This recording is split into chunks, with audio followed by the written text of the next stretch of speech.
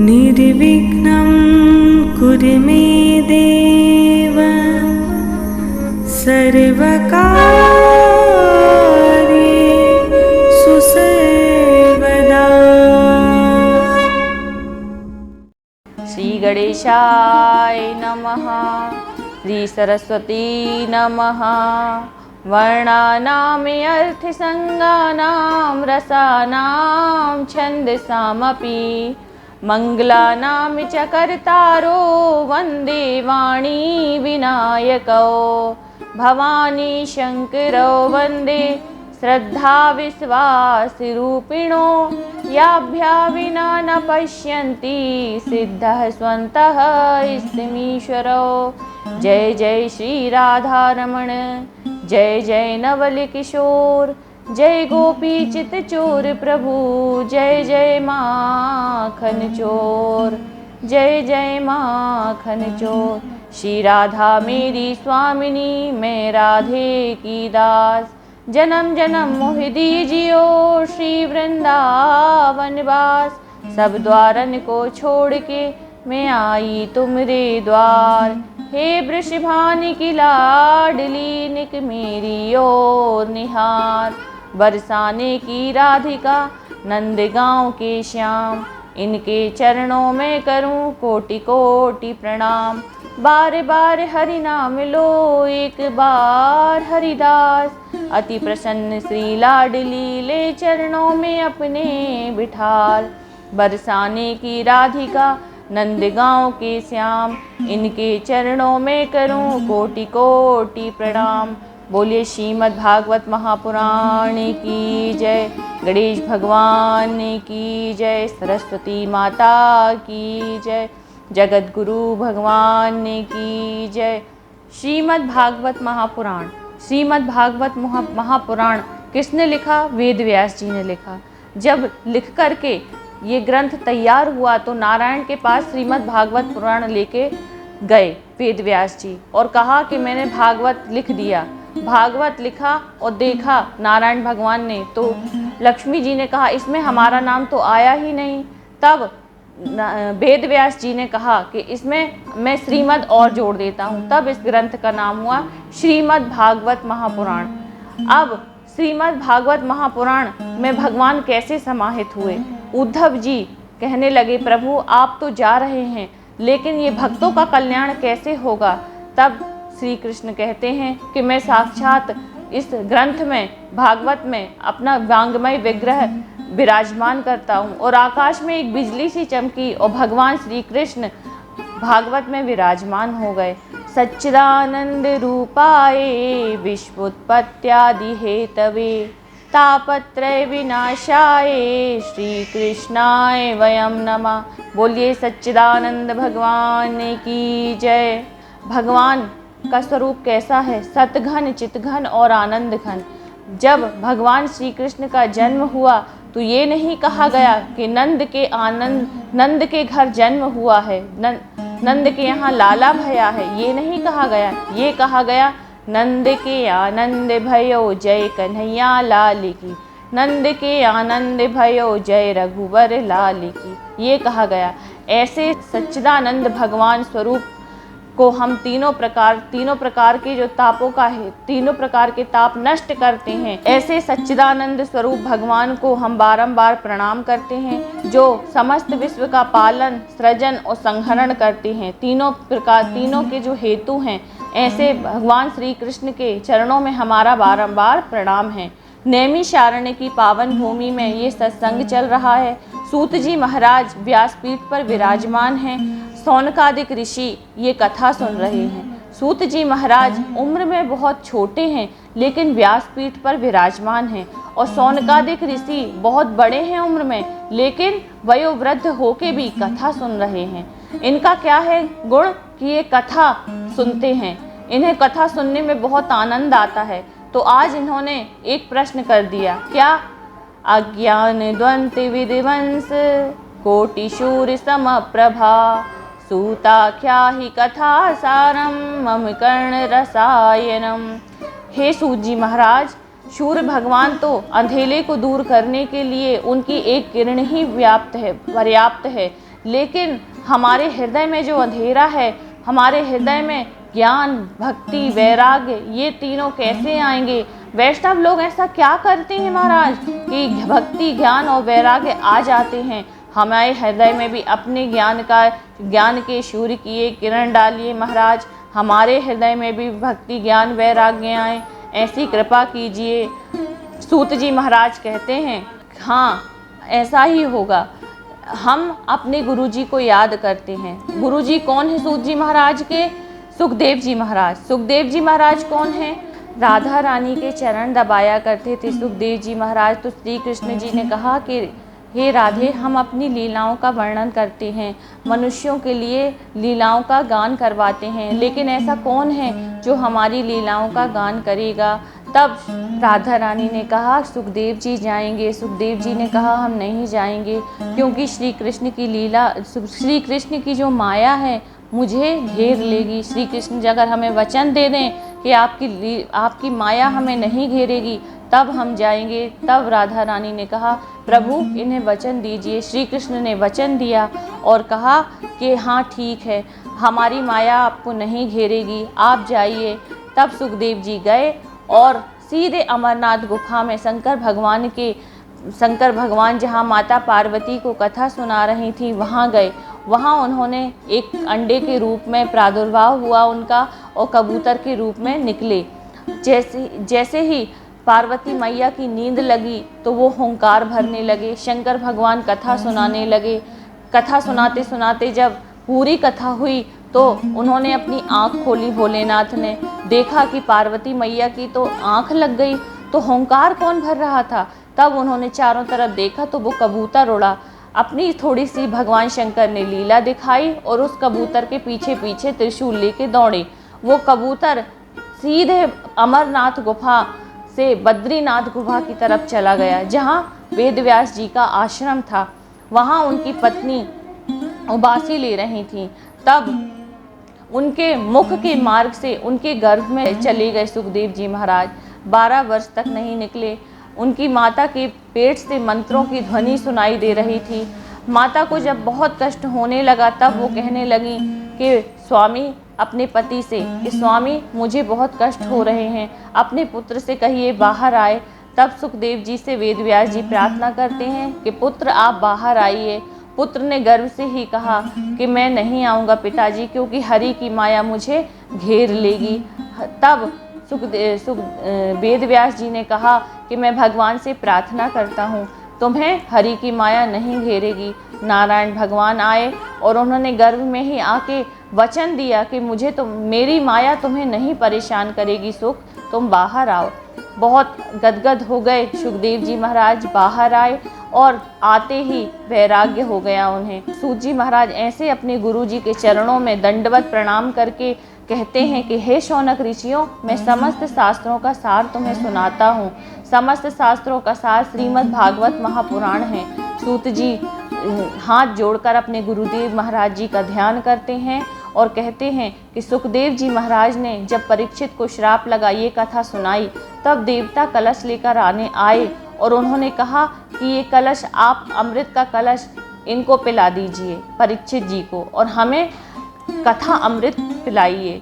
तब सुखदेव जी कहते हैं आप ठगी बन के आए हैं, इसलिए हम आपको ये नहीं पिलाएंगे, कथा नहीं सुनाएंगे, कथा अमृत नहीं पिलाएंगे।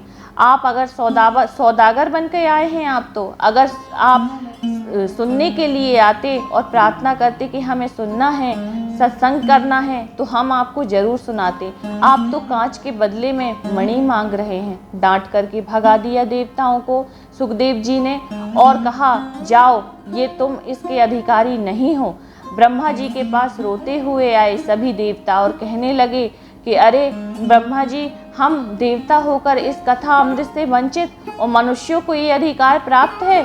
तब ब्रह्मा जी कहते हैं कि ऐसा हम देखते हैं कि परीक्षित का परिणाम क्या होता है।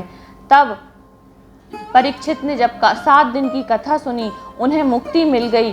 तब ब्रह्मा जी कहते हैं तराजू लाओ। एक पलड़े में समस्त शास्त्र रखे गए, दूसरे पलड़े में श्रीमद् भागवत महापुराण को रखा गया। भागवत महापुराण तो नीचे और समस्त शास्त्र ऊपर उठ गए, आश्चर्यचकित हो गए। सभी जितने भी ऋषि थे और जितने भी देवता थे, सभी ने घोषणा कर दी श्री कृष्ण का वांग्मय विग्रह ही श्रीमद् भागवत महापुराण है। सूत जी महाराज से हाथ जोड़कर सौनक जी मुनि आज कहते हैं कि अब हमें 7 दिन की विधि बताइए, ये विधि कैसे शुरू हुई। तब सौनक जी कहते हैं, तब सूत जी कहते हैं कि ये विधि सनक सनंदन सनातन और नारद जी को सुनाई है। सनक सनंदन सनातन ने नारद जी को सुनाई है। ये विधि वहाँ से शुरू हुई है। कैसे हुई? ये तो एक जगह रुकते ही नहीं है नारद जी। नारद जी ने 7 दिन बैठ के श्रीमद् भागवत महापुराण कैसे सुन ली। तब श्रीमद् भागवत महापुराण कैसे सुनी ये बताते हैं सूत जी के। एक बार विशालापुरी बद्रीनाथ धाम में सनक सनंदन सनातन चारों भाई विचरण कर रहे थे सत्संग के उद्देश्य से। तो जैसे ही विचरण कर रहे थे तो उनकी नज़र नारद जी पर पड़ी। नारद जी को देखा तो कहा, नारद जी आप इतने परेशान क्यों हैं? और संतों का धन तो एक ही होता है, ऐसा लग रहा है कि आप कहीं से भागे भागे आ रहे हैं, किसी ने आपका धन चुरा लिया हो। और वृंदावन में जाके देखिए क्या है संतों का धन। हमारो धन राधा श्री राधा श्री राधा, परम धन राधा राधा राधा राधा राधा, हमारो धन राधा श्री राधा श्री राधा। संतों का तो एक ही धन होता है नारद जी, राधा नाम। और आपका ऐसा कौन सा धन चोरी हो गया जो आप इतने उदास हैं? तब नारद जी कहते हैं, भैया मेरे बड़े भाग्य उदय हुए हैं जो आपके दर्शन हुए हैं। और आप तो श्री हरि की कथा ही सुनते हैं 5 वर्ष के, लेकिन जब वयोवृद्ध होके भी हमेशा 5 वर्ष के ही रहे हैं। और टेढ़ी ध्रुकुटी मात्र करने से 3 जन्म के लिए जय और विजय राक्षस बन गए और आप ही की कृपा से फिर वो भगवान के पार्षद बने। तो मेरे ऊपर भी कृपा करिए भगवान। मैं अपनी स्थिति बताता हूँ। मैं पृथ्वी लोक पे सत्संग के उद्देश्य से आया था, लेकिन जहाँ गया वहाँ मुझे शांति नहीं मिली। मैं संतों के बीच गया, वहाँ संत पाखंडी हो गए हैं। गृहस्थियों के बीच गया, वहाँ भी लड़ाई झगड़ा हो गया। पुष्कर, काशी, गोदावरी, हरि क्षेत्र सब जगह गया, लेकिन मुझे कहीं शांति नहीं मिली। जब मैंने सोचा मैं अपने प्रभु श्री कृष्ण की धरती पे जाता हूँ, वृंदावन धाम जाता हूँ, यमुना के किनारे जैसे ही मैं गया, भैया मैंने क्या देखा, एक युवती रो रही है और 2 वृद्ध उसके सामने लेटे हुए हैं। और जैसे ही मैं उसके पास जाने लगा तो मैंने सोचा कोई पुरुष वर्ग तो यहाँ दिख नहीं रहा, मैं इसके पास कैसे जाऊँ। तो मैं लौटने लगा। फिर उस स्त्री ने मुझे आवाज़ लगाई कि रुकिए महात्मन रुकिए, आपके तो दर्शन मात्र से ही सबका कल्याण हो जाता है, मेरे ऊपर भी दया कीजिए। तब नारद जी कहते हैं कि हे देवी आप कौन हैं, और ये वृद्ध जो 2 पड़े लेटे हुए हैं ये कौन हैं, और ये सब स्त्रियां जो आपको पंखा कर रही हैं ये कौन हैं। तब वो स्त्री बताती है कि दक्षिण भारत में मैं पैदा हुई, मेरा नाम भक्ति देवी है, कर्नाटक में बड़ी हुई, कई प्रदेशों से मुझे भगा दिया गया, पाखंड से खंडित होकर मैं भग गई। तब अब और ये दोनों जो लेटे हुए हैं ये मेरे पुत्र हैं ज्ञान और वैराग्य, और जो स्त्रियां पंखा कर रही हैं ये गंगा आदि नदियां हैं। और अगर ऐसा ही हाल रहा तो मैं ये वृंदावन छोड़ के भी विदेश भाग जाऊंगी। तब नारद जी कहते हैं हे देवी आप चिंता क्यों कर रही हैं, वो ब्रज के नंदलाल कहीं चले नहीं गए हैं, वो यहीं हैं और आपकी रक्षा करेंगे। और धन्य है ये वृंदावन धाम, आप यहाँ आके नवयुवती हो गई हैं, धन्य है ये वृंदावन धाम। और आप चिंता क्यों कर रही हैं? द्रौपदी का जो चीर हरण हुआ तो भगवान श्री कृष्ण ने ही रक्षा की। पांडवों पर जब मुसीबत आई उन्हीं श्री कृष्ण ने उनकी रक्षा करी, वो आपकी भी रक्षा करेंगे, इसीलिए उनके चरणों का आप ध्यान करिए। ब्रज की नंद लाला श्री राधा जी के सांवरिया, सब दुख दूर हुए जब तेरा नाम लिया। ब्रज की नंद लाला श्री राधा जी के सांवरिया। सब दुख दूर हुए जब तेरा नाम लिया। मीरा पुकारे तुम्हें गिरधर गोपाला। मीरा पुकारे तुम्हें गिरधर गोपाला। बन गया अमृतमय विष का भरा प्याला। विष का भरा प्याला कौन मिटाए उसे जिसे तूने राख लिया। सब दुख दूर हुए जब तेरा नाम लिया। तो उन्हीं ब्रज के नंदलाल की आप प्रार्थना करिए, उनकी चरणों में अपना मस्तक रखिए, उनका ध्यान करिए, तो आपको आपके ऊपर उनकी कृपा जरूर होगी। तब ये घोर कलिकाल आ गया है भक्ति महारानी, इसीलिए सत्संग से ही सब कुछ होगा। इसीलिए आप सत्संग करिए, उस श्री हरि के चरणों में मन लगाइए। भक्ति महारानी कहती हैं, जब कलिकाल इतना दुष्ट है तो राजा परीक्षित ने इसे दंड क्यों नहीं दिया और श्री हरि इसकी उदंडता को क्यों सहन कर रहे हैं। तब नारद जी कहते हैं कि राजा परीक्षित ने इसे दंड दिया तो दीनहीन होके इनके पास आ गया और राजा परीक्षित ने एक गुण इसमें देख लिया। क्या? कलयुग केवल हरि गुण गाहा। सुमरि सुमर नर उतरहि पारा। कलयुग में एक गुण कौन सा है? हरि नाम। जो बड़े बड़े यज्ञों का फल है, बड़े बड़े यज्ञों में जो फल मिलता था वो कलयुग में सिर्फ नाम संकीर्तन से मिलता है। तब भक्ति महारानी नारद जी की स्तुति करती हैं और गदगद हो गई और कहती हैं, धन्य है नारद जी जो मुझे आपके दर्शन मिले। और क्या कहती हैं भक्ति महारानी? जयति जगति मायाम यस्य कायाम धवस्ते वचन रचन मेकम केवलम चाकलय्ये। ध्रुव पद मति मतिया तो यति कृपा तो ध्रुवो हम। वच स्वकल कुशल पात्रम ब्रह्मपुत्रम नताशिम।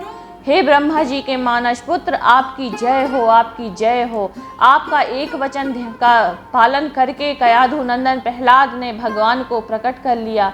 आपका एक वचन सुनकर ध्रुव ने 5 वर्ष की अवस्था में भगवान को प्रकट कर दिया, भक्ति के आचार्य बन गए। और आपकी जय हो। मेरे पुत्रों पर भी दया कीजिए, मेरे पुत्रों पर भी कृपा कीजिए नारद जी, और इन्हें भी ठीक करिए। नारद जी कहते हैं, आप चिंता मत करिए भक्ति महारानी, मैं इनको उपनिषद पढ़ाता हूँ, वेद पढ़ाता हूँ, वेद सुनाता हूँ, सब सुनाता हूँ, ये जरूर उठ खड़े होंगे। जैसे ही नारद जी ने उन्हें वेद सुनाए, उपनिषद सुनाए, गीता सुनाई, लेकिन ज्ञान और वैराग्य नहीं उठ खड़े हुए। तब आकाशवाणी हुई। आकाशवाणी में क्या कहा गया? आकाशवाणी कहती है कि सत्कर्म करिए नारद जी, कोई सत्कर्म करिए। नारद जी ने पूछा, कौन सा सत्कर्म, कौन सुनाएगा? आकाशवाणी ने कहा, संत सुनाएंगे।